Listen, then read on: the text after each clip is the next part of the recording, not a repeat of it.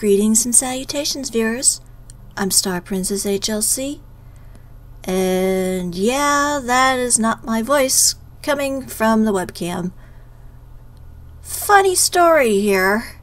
It seems once again I made a major blunder and didn't check my microphone before recording this dragon fight.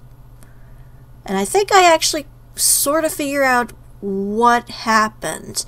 For some reason, whenever I use Wave Editor, which is also a program that comes with Cyberlink, which I use to edit my videos, I was using Wave Editor to record some narration for a review that I'm doing, because if you don't know, I'm also part of a website, frankexpo.net, where they advertise free indie games. I actually do reviews for that site, and while I was working on one of those reviews, I was using Wave Editor to do my narration, and for some bizarre reason, whenever I use Wave Editor, it turns off the volume of my microphone on my computer. And I'm not sure why it does that, but you would think I would learn after the first time to check that kind of thing, but I didn't, and I ended up recording this fight, and you can't hear me over the music of the game. Like, the webcam, I think, picked up a little bit of my voice, but for the most part, no, you can't hear me at all. And I can't go back and replay the fight and redo the fight because I unintentionally saved over the file right before I fight the dragon. And trying to get back will take a long time, so essentially this is the footage that I have. It's just that you can't hear me at all. But the strategy I used for this is really pretty much the same as the one in the Storm Coast. I kept slashing at the legs. I upped my barrier a little bit just to make sure I didn't get as much injured. I started using my items a lot more because I haven't been doing that much. Half the time I've just been using the potions and that's it. But I started using the regeneration potions, and in this particular fight I was throwing bees at the dragon, and that somehow was doing a lot of damage. That boggles my mind, the idea that a bunch of bees can actually damage the hide of a dragon, because, like, you hear in old, like, stories that dragons, like, sleep on piles of gold and swim about in lava, so the fact that a bunch of buzzy little bees, who, might I add, can sting and basically die from stinging a human once, can actually survive attacking a dragon. But then again, the bees do disappear after a while, so maybe they die as well. I don't know. I'm still kind of questioning the idea of how you were able to get a bunch of bees stored in a jar and just throw them at enemies. I'm guessing it was a lot of smoke. I don't know. I don't know how people in Thedas collect bees. I don't even know if they have beekeepers. They must, I would think, because they gotta get honey, right? I'm sure they have honey in Thedas, right? I don't know. I think they have mead, and doesn't mead have honey in it? Very bizarre, very bizarre. But also, I think at some point I also have Iron Bull throwing Antivan fire on them, on her. Which you would think that wouldn't work, considering she's a fire-breathing dragon, but it seems to still do damage to her. But her strategy is pretty much the same as every other high dragon. You know, she puts up her guard when she wants to, and you have to whittle her down that way. She kicks at you if you try to, if you slash at her legs too much. She jumps away whenever she is like, stop hitting my legs. She breathes fire, and then at some point in the fight she also screams, which stuns everybody, and starts calling dragonlings in to attack you. And usually it's best at that point to attack the dragonlings and get rid of them, because they don't take a lot of hits. they're very minuscule in terms of that, because by now I'm level 21, so they're not really that much of a threat. They go down really quickly, and plus, after a while, you get swarmed while trying to fight the main dragon, so it's best to take care of the small fry first. And plus, if you saw in the opening fight, I threw Mark of the Rift on her immediately while she was sleeping, so actually killing all the dragonlings helps bolster up my Mark of the Rift for a second time in the fight. So that is helpful as well, and it's a little extra experience, which is always beneficial. But really, there's not a lot to say in terms of this fight. It's essentially the same, but I wanted to get it on there because I got all the other dragon fights on the channel. I wanted to make sure that I had this one as well. Anything else I can say about this area? Well, as you can probably tell on screen there, there's a quest, the Tomb of Firel. The Tomb of Firel is actually being guarded by the dragon, so you pretty much, I think, you pretty much have to fight the dragon and kill her in order to complete this quest. And I ended up doing, there's not a huge amount of stuff back there. I guess it's useful if you haven't been, like, playing around with customization of armor and such. You haven't been, like, you know, making your own stuff.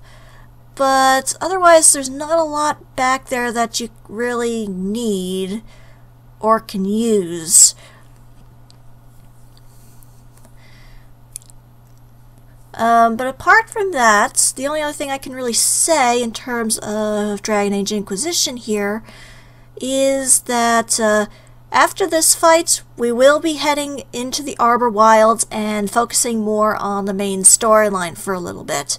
Because I've been a little lax in that in terms, because I want to try and get as much done before the final battle.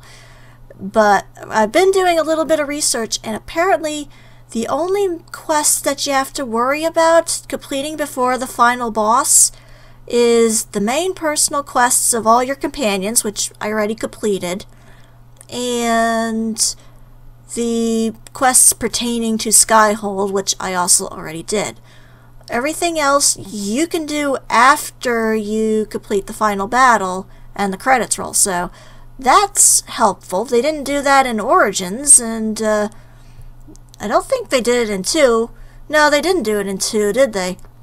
I mean, you could do like the DLC stuff, like Legacy and Mark of the Assassin or whatever it was, but in 2, yeah, it was done as well. So that's an interesting interesting choice there. Didn't expect that to happen.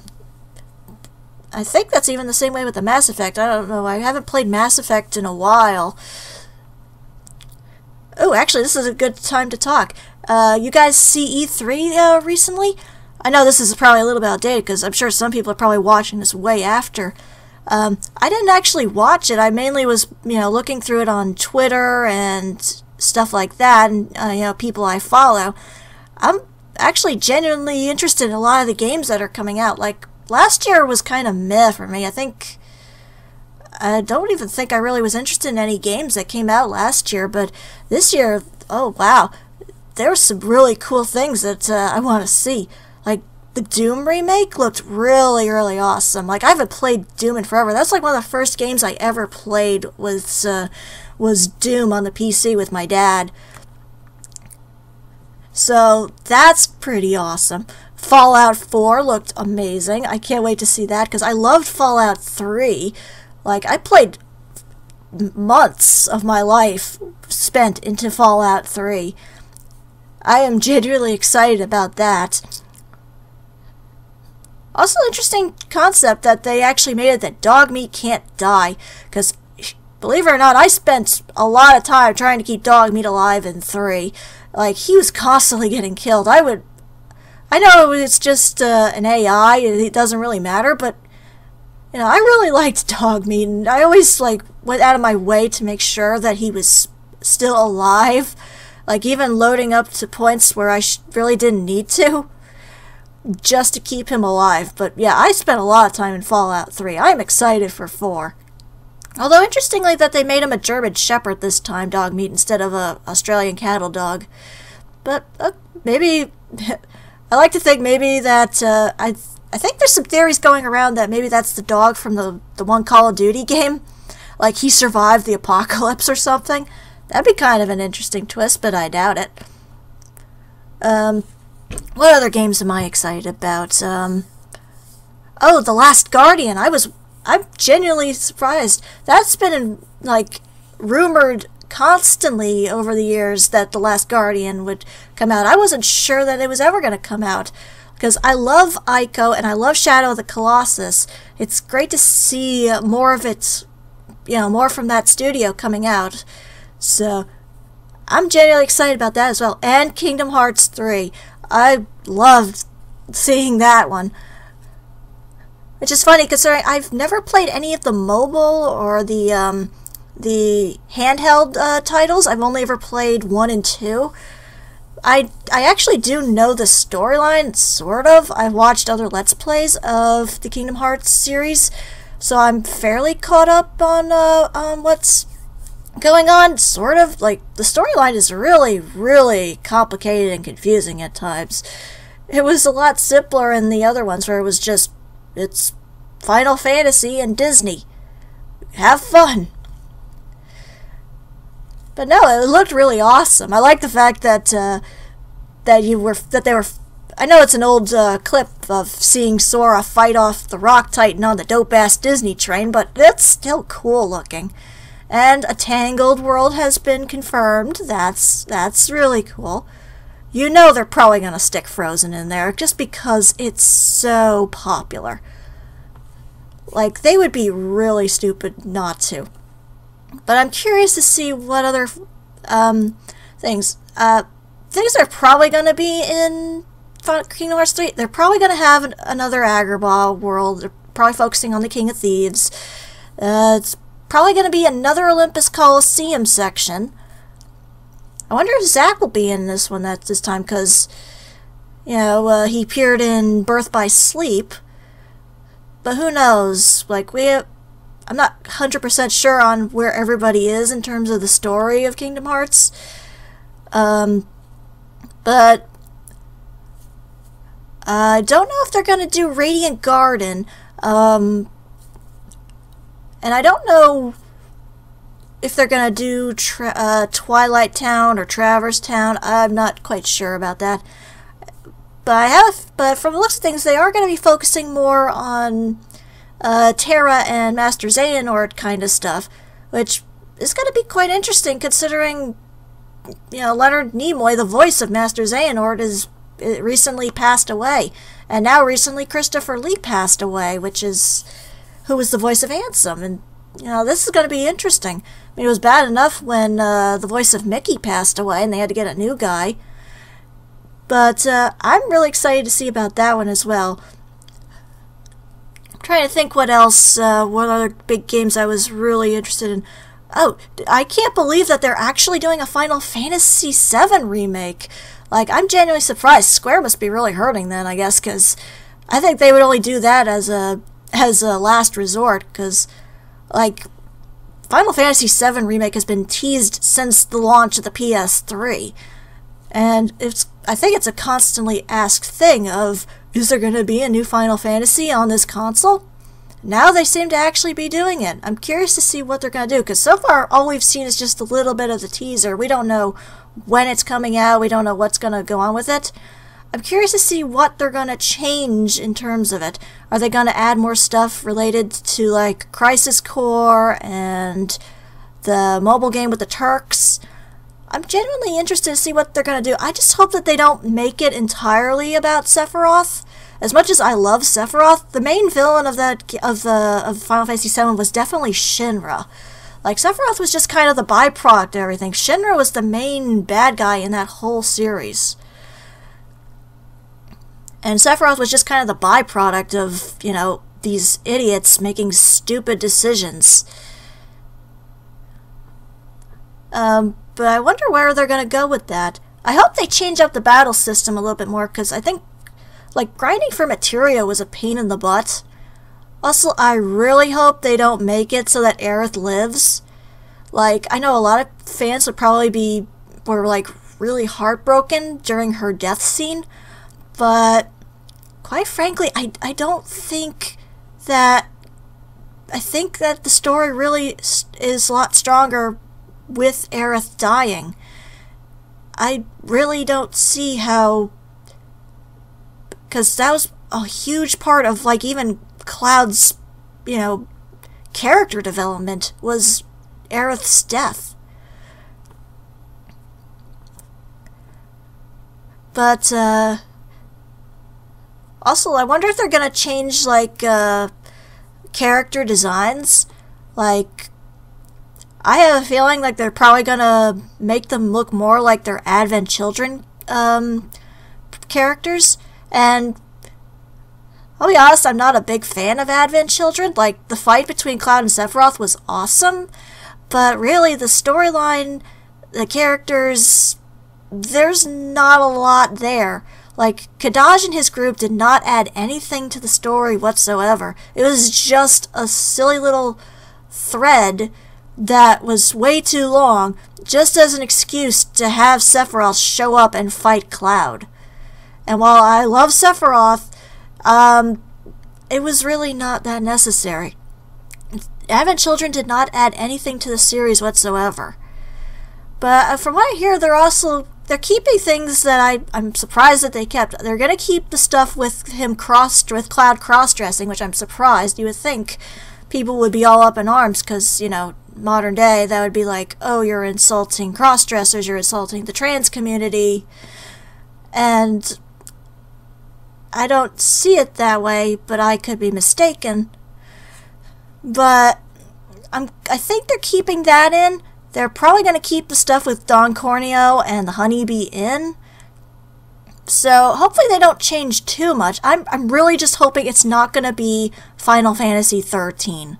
Because Final Fantasy 13, I don't know why they keep making sequels to that game. It's not that good. The storyline is very boring, and the characters, with like maybe the exception of Saz, none of them are really that interesting. If anything, they're just kind of annoying. Oh god, I just thought of another thing.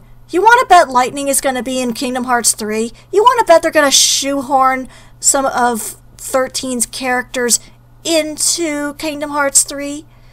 Like, they've already pretty much done all 7 characters, and they're doing some 8. But, like, for some reason, they are constantly pushing Lightning around, and she's not that interesting of a character. She is probably as emo as Cloud is, and it's like, why are you constantly pushing her? Because she's a strong female character? Yeah, she can kick ass, but she has no personality. She has no real character development. And like, even with the sequels, she was rather bland. And they seem to just get rid of any kind of character development she might have had in 13 and 2. Like, even in 2... In 13 too, it was like, you made this big whole thing around Sarah, and then they kill her off at the end.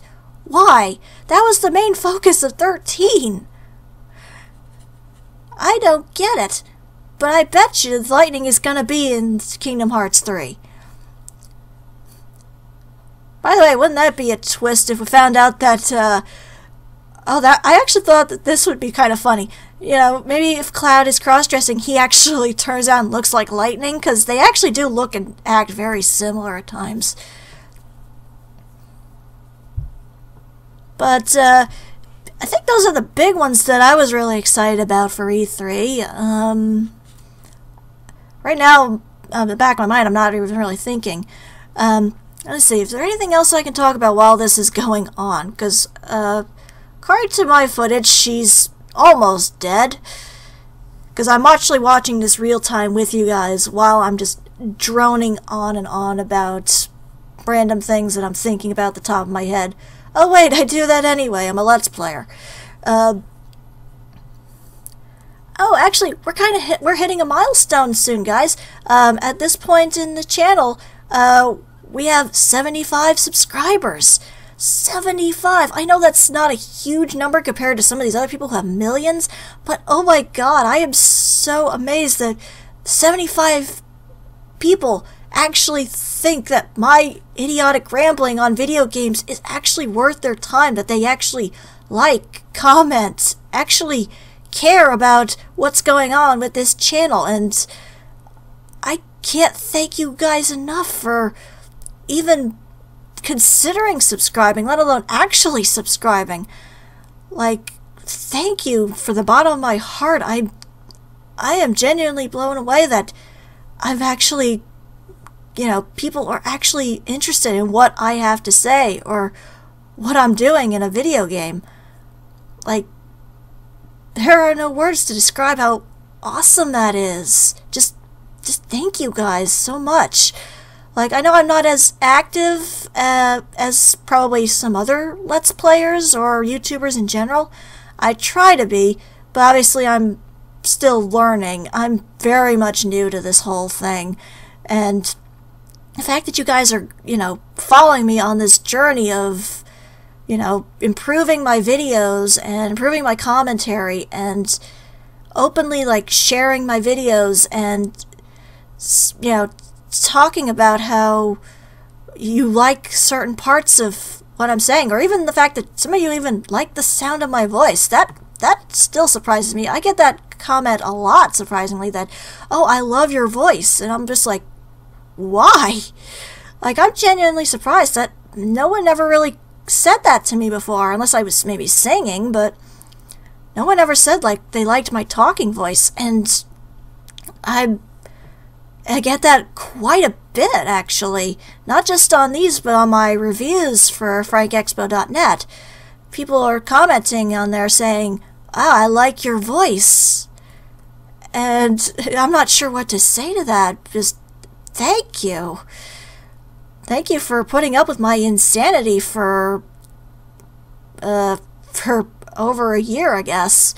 Because I started Let's Playing at the beginning of 2014, and now it's June of 2015, so I've been going a while.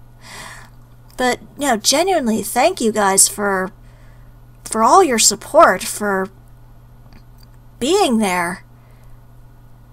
And, you know, we'll probably hit some more milestones in the future. Who knows? Maybe we actually will get to 200 subscribers. I don't know.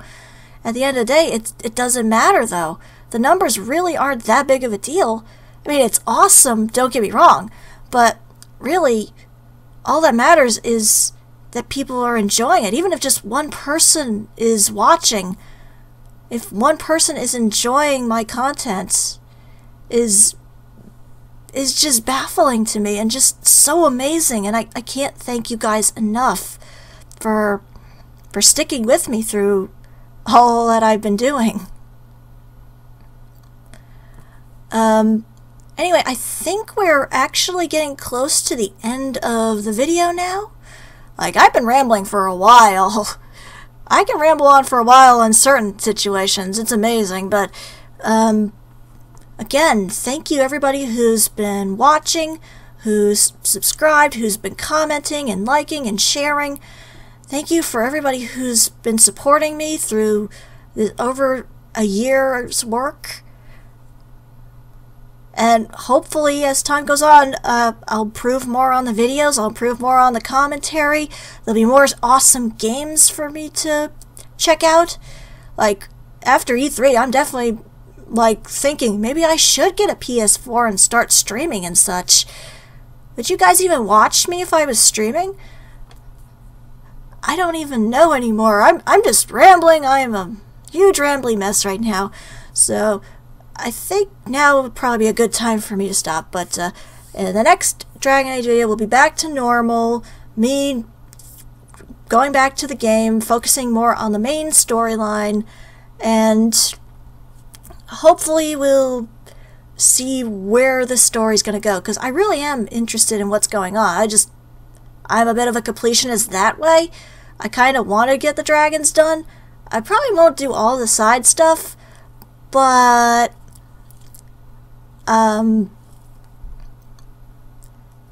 Yeah, I probably won't do any of the side stuff, but I definitely want to get the dragons done at least, just to say, like, I beat all 10 dragons.